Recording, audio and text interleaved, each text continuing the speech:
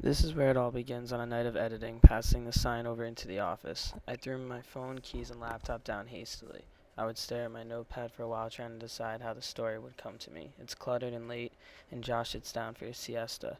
I grab my frappuccino, which has the caffeine I will need to get through the night. The keyboard always looks big before you write a story. Until you write it, then it slowly begins to shrink. Then you begin typing. Guess what I'm typing? Trevor and Sean, two sports people, are pretending to do work. While procrastinating from actually doing any work at all, I go to hang out with our goldfish, Booty Doo. I make my way over to the old record pile, thinking about how long they must have been sitting there at that table. Now that my frappuccino is done and my caffeine buzz is off, knowing that there is a long night ahead, I decide to make a nice cup of coffee. While I drank my beverage, I couldn't help but notice some of the signs and posters hung up around the office. Again, just daydreaming and wasting time. The cliche Ferris Bueller poster hangs in the background, adding a little lightheartedness to the atmosphere of the office. Below marks the sign of the photo computer. Josh and Noel, who are editing with me, decide to get some fat Albies, which is only one of the most delectable sandwiches there is. Then editing begins, working from a screen editing with Josh, then we move to copy editing later on. A lot is done on these old computers we have, which most of the time don't ever work. Josh is beginning to sort through what is needed to be copy edited for the 8-page paper tonight. Unfortunately, one of our writers fell through, and as we look at the board, we knew one of us had to take another story. Noelle had to take a Blues and Q's story. Needless to say, when she wasn't happy about the story, nor me taking a picture of her in the utmost misery. As the night goes on, there tends to be some downtime. Entertaining yourself is quite important to keep a relaxed atmosphere.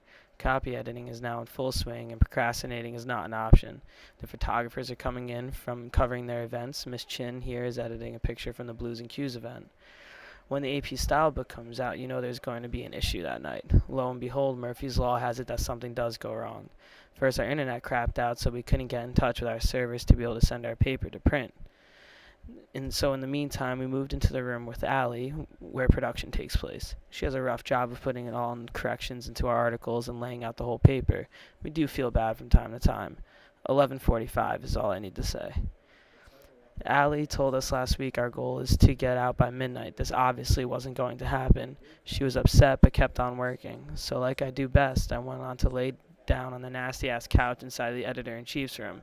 Now it's 10 after 1 and we're still not out of the office. Frustration is beginning to set in on everybody's part as Noelle struggles with the ads on page 6. She was trying to secretly enjoy herself, though. Then our printers called, wondering why there was no ad on page 6 in the paper. Again, Murphy's Law. 1:30. No one wants to still be in that damn office. So much of my thinking that is contemplating smashing our crappy computers.